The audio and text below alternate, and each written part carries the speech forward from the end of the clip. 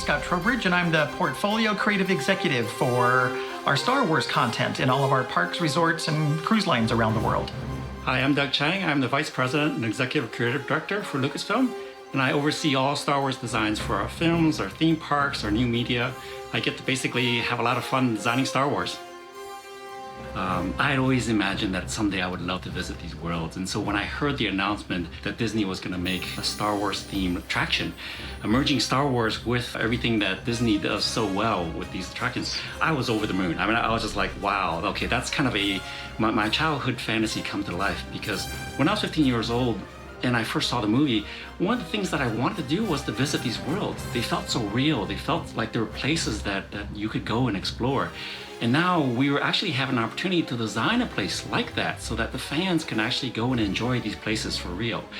And it was also really kind of interestingly terrifying, because with that idea of actually building an immersive world, there comes so much great expectation. For me, one of the things I felt was very, very important from the very beginning was to not make this a memory of Star Wars, but to make this about the future of Star Wars, and to make room for the guest in this, a place where you can live a new Star Wars story, a place where you can live your Star Wars story, so that we could draw you in as an active participant and a citizen of this galaxy, and not just a spectator that's watching it from a distance, that's watching it from afar.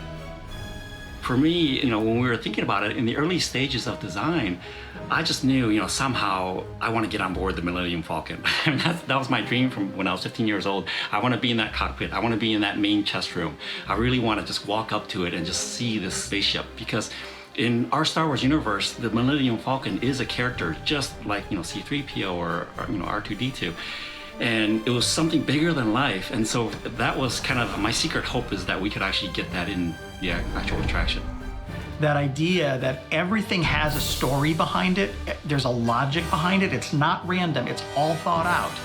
Every blaster mark on the wall, every scratch has been thought out about, like, what would have happened, what would life in this village be like, what would happen in this outpost that would cause the evidence of wear and cause the illusion of life to be brought into the place. The key difference for a theme park is that all that homework, all that design has to be realized at such a high fidelity, because you don't know where the guests are going to go.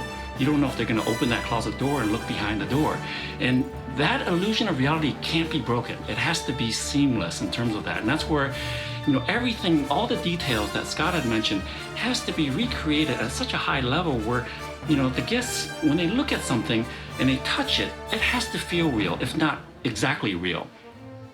So given that from the very beginning, we wanted this to be an experience that you could feel like you had a role in, we decided not to go back to any of those known places, but to create a new location that was the perfect location for what we wanted emotionally to deliver here, which was the sense of mystery, the sense of adventure, the sense of possibility, the sense that, you're kind of at the edge of the galaxy and anything can happen.